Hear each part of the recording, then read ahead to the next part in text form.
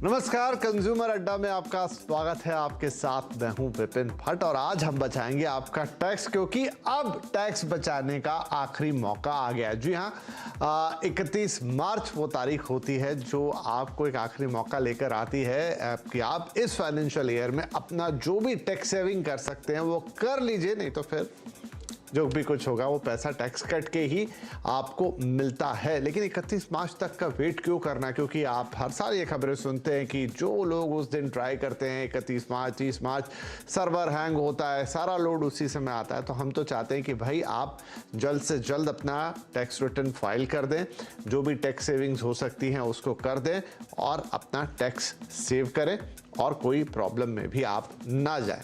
तो अगर last minute यानी अभी तक आप रुके हुए हैं तो आइए आज हम आपको बताने जा रहे हैं कि आप क्या क्या कर सकते हैं और साथ में ये भी कि आप कैसे मैक्सिमम टैक्स सेविंग कर सकते हैं आपकी मौजूदा टैक्स के साथ और मौजूदा इन्वेस्टमेंट के साथ। और कुछ अगर एंड मोमेंट पे इन्वेस्टमेंट करनी है तो वो इन्वेस्टमेंट क्या हो सकती है, इसके लिए हमने कुछ खास मेहमानों को भी आज बुलाया है। लेकिन उससे पहले नजर डालते हैं कि अभी क्या आपको करना है। तो देखिए, आखिरी मौका है, 31 मार्च को ये वित्त वर्ष खत्म हो जाएगा और वही वो तारीख होती है जब आपको अपने टैक्स सेविंग और रिटर्न वहां पर फाइल करने होते हैं। वित्त वर्ष 2022-23 की टैक्स सेविंग है जिसकी हम बात कर रहे हैं, बड़ा इंपॉर्टेंट होता है फाइनेंशियल ईयर, उसके बारे में भी बात करेंगे। टैक्स बचेगा तो अच्छा रिटर्न आपको उस पर मिलना चाहिए। ये भी एक लोगों के मन में होता है कि भाई मैं इन्वेस्ट तो कर दूं टैक्स बचाने के लिए, लेकिन क्या सिर्फ टैक्स बचेगा, कुछ मुझे पलट के भी मिलेगा। इधर सीनियर सिटीजन की सेविंग स्कीम, ये कुछ एक उदाहरण है जहां पर आपको 8% का ब्याज मिलता है। इसके अलावा आप सुकन्या समृद्धि जैसी स्कीम में भी डाल सकते हैं जहां पर 7.5% का या उससे थोड़ा ज्यादा ब्याज मिलता है। पब्लिक प्रोविडेंट फंड है। तो ये वो सब चीजें हैं शायद जिनके बारे में आप फिर भी जानते होंगे, लेकिन हम अपने एक्सपर्ट से पूछेंगे कि क्या तौर तरीके हो सकते हैं, क्या वो स्पेशल ट्रिक्स हो सकती हैं जो आपको इस लास्ट मोमेंट में काम आएगी। तो चलिए, हमारे साथ कार्यक्रम में शामिल हो रहे हैं टैक्स गुरु शरद कोहली, फाइनेंशियल एक्सपर्ट किशोर सुब्रमण्यम और इंडिया P2P.com की CEO नेहा जुनेजा। आप सभी का बहुत बहुत स्वागत है। तो शरद जी, वो वक्त आ गया है साल का जब लोगों को आपकी राय का, आपकी सलाह का इंतजार रहता है।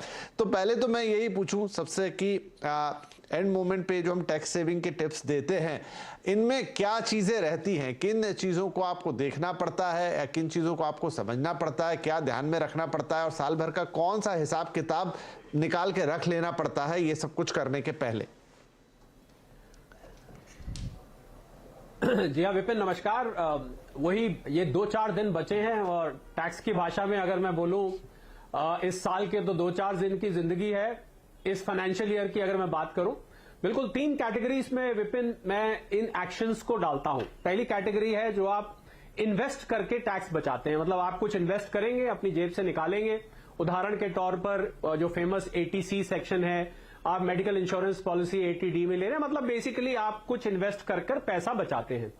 दूसरी कैटेगरी होती है जहां आपको कुछ, जो आपने कुछ खर्च किया है उसमें आप कुछ एक्शंस लेते हैं और उन एक्शंस को आप अपने एम्प्लॉयर को बताते हैं।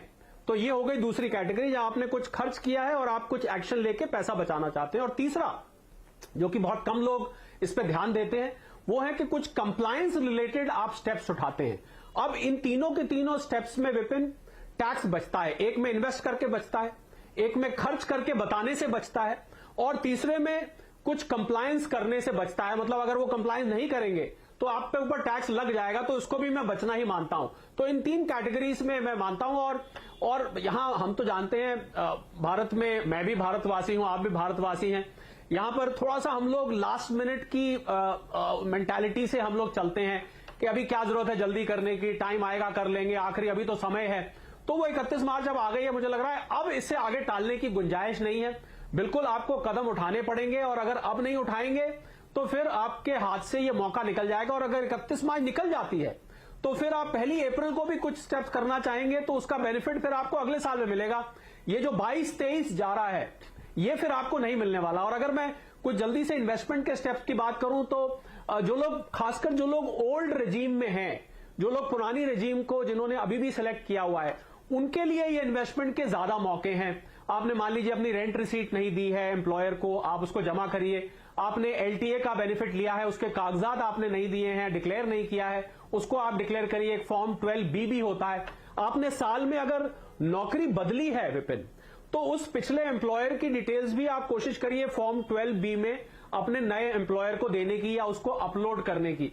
तो ये स्टेप्स हो गए जहां पर आप सेविंग्स करके या पिछले एम्प्लॉयर की खबर दे के बता रहे हैं। इसके अलावा बहुत सारे लोग तो ऐसे भी हैं विपिन जिनको एक आखिरी मौका दिया गया है फाइनेंशियल ईयर 19-20 को। अगर कोई गलती रह गई है आपसे, मान लीजिए आपने कुछ मिस कर दिया है, आपसे चूक हो गई है जाने में या अनजाने में, उसको भी ठीक करने का एक मौका मिला है। एक नया प्रोविजन आया है जिसको हम बोलते हैं अपडेटेड रिटर्न, सेक्शन उसका है 139(8)(a। इस सेक्शन के अंतर्गत आपसे जो भूल चूक हुई है, यानी कि जो इनकम डिस्क्लोज करने से रह गई है, उस पे आप 50% प्लस इंटरेस्ट देके वो रिटर्न फाइल कर सकते हैं। पहले ये सुविधा नहीं होती थी, तो इसके लिए भी 31 मार्च की डेडलाइन है, वो भी आप करेक्ट कर सकते हैं। अब जैसे आगे आगे डिस्कशन चलेगा तो मैं और कुछ ऐसी जानकारी दूंगा जो कि 31 मार्च से पहले आप करेंगे तो आप 1 अप्रैल को वाकई में हैप्पी न्यू फाइनेंशियल ईयर दूसरे को विश कर पाएंगे। तो आपसे भी मैं वो सारी चीजें समझना चाहूंगा। तो चलिए, जो आपने कहा कि पहला एक